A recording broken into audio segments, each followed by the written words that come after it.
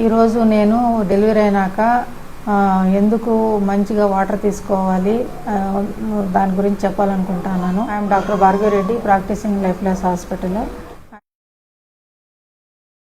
Delivery అయినాక normal delivery అయినా కానీ సిజేరియన్ అయినా కానీ మినిమం 3 to 4 లీటర్స్ వాటర్ తప్పకుండా తీసుకోవాలి.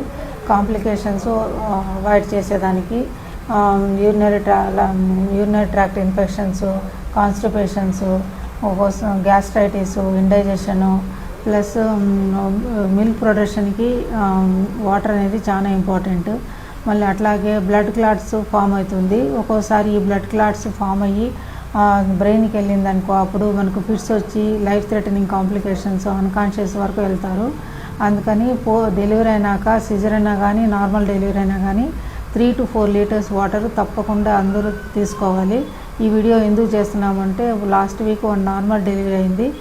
మళ్ళీ ఈరోజు వాళ్ళు విత్ హై ఫీవర్ వచ్చారు, 1 or 2 degree. ఎందుకంటే విత్ యూరినరీ ట్రాక్ట్ ఇన్ఫెక్షన్స్. అందుకని ఈ వీడియో చేస్తున్నాము. తప్పకుండా ప్రతి ఒక్కరూ డెలివరీ అయినాక నార్మల్ అయినా కానీ సిజేరియన్ అయినా కానీ నార్మల్ డైట్ తినొచ్చు. అంటే మినిమం 3 to 4 లీటర్స్ వాటర్ తప్పకుండా తీసుకోవాలి టు అవాయిడ్ కాంప్లికేషన్స్.